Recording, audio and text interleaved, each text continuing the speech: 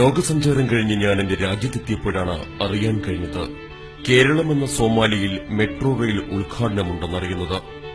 ഊരുതണ്ടൽ ഒരു ശീലമായതിനാൽ ഞാൻ അപ്പോൾ തന്നെ പ്രത്യേക വിമാനത്തിൽ കേരളത്തിലേക്ക് തിരിച്ചു.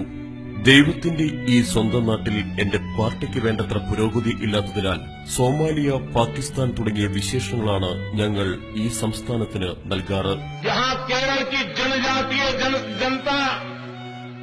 शेड्यूल्ड ट्राइब उसमें जो चाइल्ड डेथ रेशियो है, सोमालिया से भी स्थिति खतरनाक है. രാവിലെ 10:30 ഞാൻ കൊച്ചി എയർപോർട്ടിലേക്കെത്തി. മഞ്ഞുകൂടിയ അന്തരീക്ഷം. വിമാനത്തിന്റെ പ്രധാന വാതിൽ തുറന്ന് ഞാൻ പുറത്തിറങ്ങി. എന്നെ സ്വീകരിക്കാൻ പൌരാണിക വേഷം ധരിച്ച നിരവധി പേർ താഴെ നിൽപ്പുണ്ട്. ഈ സോമാലിയൻ ആതിഥേയരെ പരിചയപ്പെടുകയാണ് എന്റെ ആദ്യ ലക്ഷ്യം. കൊറിയൻ രാജാവിന്റെ മുഖഭാവം തോന്നിപ്പിക്കുന്ന ഇവിടുത്തെ മുഖ്യഭരണാധികാരി എന്റെ കൈപിടിച്ച് ആഞ്ഞു കുലുക്കി. അദ്ദേഹം കുലുക്കിക്കൊണ്ടേയിരുന്നു.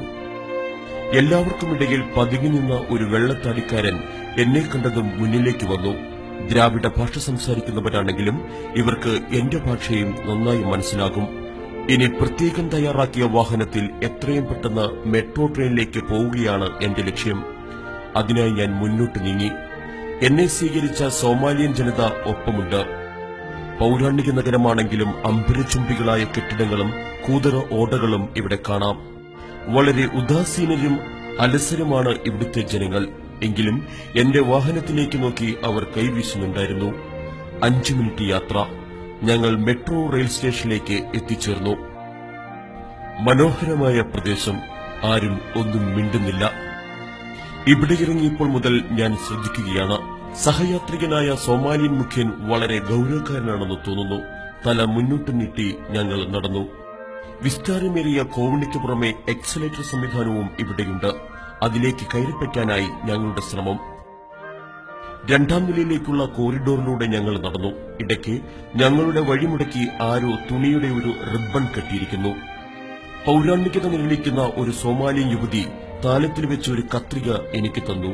ഞങ്ങൾ റിബൺ മുറിച്ചുമാറ്റി ഞങ്ങളുടെ യാത്ര തുടർന്നു. മെട്രോ റെയിൽ സ്റ്റേഷൻ കാത്തുകിടക്കുന്നു. തിരക്ക് കൂട്ടാതെ ഞങ്ങൾ അതിൽ കയറിപ്പറ്റി. അപ്പോഴാണ് ഞാൻ ശ്രദ്ധിക്കുന്നത്, എയർപോർട്ട് മുതൽ എന്നെ പിന്തുടരുന്ന ആ നരച്ച താടിയുള്ള മനുഷ്യനും ട്രെയിനിൽ കയറിപ്പറ്റിയിട്ടുണ്ട്. എന്താണ് അദ്ദേഹത്തിന്റെ യാത്രാ ഉദ്ദേശമെന്ന് വ്യക്തമല്ല. ട്രെയിൻ പതുക്കെ മുന്നോട്ട് നീങ്ങിത്തുടങ്ങി. എന്റെ നോട്ടം ചെല്ലുമ്പോഴെല്ലാം ഒരുതരം പുച്ഛഭാവത്തോടെ സൊമാലിയൻ മുഖ്യൻ മുഖം തിരിക്കുന്നുണ്ട്.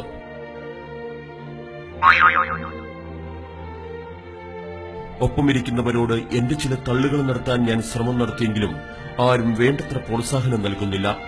ഞാൻ ട്രെയിനിലൂടെ പുറത്തേക്ക് നോക്കി. ഒരു പട്ടിക്കുഞ്ഞിനെ പോലും കാണാനില്ല. എങ്കിലും ഞാൻ വെറുതെ കൈ വീശിക്കൊണ്ടേയിരുന്നു. നരച്ചതാടിയുള്ള വൃദ്ധൻ എന്നെ പ്രതീക്ഷയോടെ നോക്കുന്നു. വളരെ വേഗത്തിൽ പോകുന്ന ട്രെയിൻ ഞങ്ങളെ അടുത്ത സ്റ്റേഷനിൽ എത്തിച്ചിരിക്കുന്നു. ഇവിടെ നിന്നും ഇറങ്ങി വിശാലമായ ഒരു ഹാളിലേക്കാണ് ഞങ്ങൾ എത്തിയത്. എനിക്ക് നന്നായി വിശക്കുന്നുണ്ട്. എന്തെങ്കിലും സോമാലിയൻ വിഭവം തൊണ്ട തൊടാതെ വിഴുങ്ങുകയാണ് എന്റെ അടുത്ത ലക്ഷ്യം. എന്നാൽ ഇവിടുത്തെ ആചാരമനുസരിച്ച് ആൾക്കൂട്ടത്തിനു മുന്നിൽ സംസാരിക്കണം. വെറും പച്ചവെള്ളം കുടിച്ചിറക്കി ഞാൻ സംസാരിക്കാനായി എഴുന്നേറ്റു. പഴയകാല ദാരുശില്പങ്ങളെ അനുസ്മരിപ്പിക്കും വിധം ആളുകൾ നിരനിരയായി ഫലഭാവത്തിൽ ഇരിക്കുന്നു. ഇവരുടെ ദ്രാവിഡ ഭാഷയിൽ ഞാൻ കഷ്ടപ്പെട്ട് കുറച്ച് വാക്കുകൾ പറഞ്ഞു. കോച്ചി മെട്രോയുടെ പ്രൗഢ ഗംഭീരമായ ചടങ്ങിൽ പങ്ക്ചേറോണ്ടിൽ ജനങ്ങളോടൊപ്പം ഞാൻ സന്തോഷിക്കുകയും. ഇതിനിടയിൽ ഞാൻ നരച്ചതാടിയുള്ള വൃദ്ധനെ വേദിയിൽ നോക്കി. അവിടെയെങ്ങും ആ മനുഷ്യനെ കണ്ടില്ല. എന്റെ സംസാരം തീർന്നതും സോമാലിയൻ മുഖ്യൻ ഒരു ചിരി മുഖത്ത് വരുത്തി ഒരു തടിയുടെ ശില്പം എനിക്ക് സമ്മാനമായി നൽകി. ഞാൻ ആ സമ്മാനം സ്വീകരിച്ചത് കണ്ടിട്ടാകണം വെളുത്ത മുഖമുള്ള ഒരു ചെറിയ മനുഷ്യൻ ചമ്മിയ ചിരിയോടെ എന്റെ അടുത്ത് വന്നു. എന്റെ സമ്മാനം അദ്ദേഹത്തിന് കുറഞ്ഞ വിലയ്ക്ക് കൊടുക്കുന്നു എന്നാണ് അദ്ദേഹത്തിന് അറിയേണ്ടത്. യാത്രകളിൽ ഞാൻ സാധനങ്ങൾ വാങ്ങാറേയുള്ളൂ, വിൽക്കാറില്ലെന്ന് അറിയിച്ചപ്പോൾ പതിവ് ചമ്മിയ ചിരിയോടെ അദ്ദേഹം പിൻവാങ്ങി. പ്രത്യേകതകൾ ഏറെയുള്ള ഈ സോമാലിയയിൽ ഇനിയും നിന്നാൽ എന്റെ ഊരുദണ്ടൽ നടക്കില്ലെന്ന് മനസ്സിലാക്കി ഞാൻ മടക്കയാത്രയ്ക്കുള്ള വട്ടം കൂട്ടി. ആ നരച്ച താടിയുള്ള വൃദ്ധൻ എന്നെ പിന്തുടരുന്നില്ലെന്ന് ഉറപ്പുവരുത്തി ഞാൻ സ്ഥലം കാലിയാക്കി.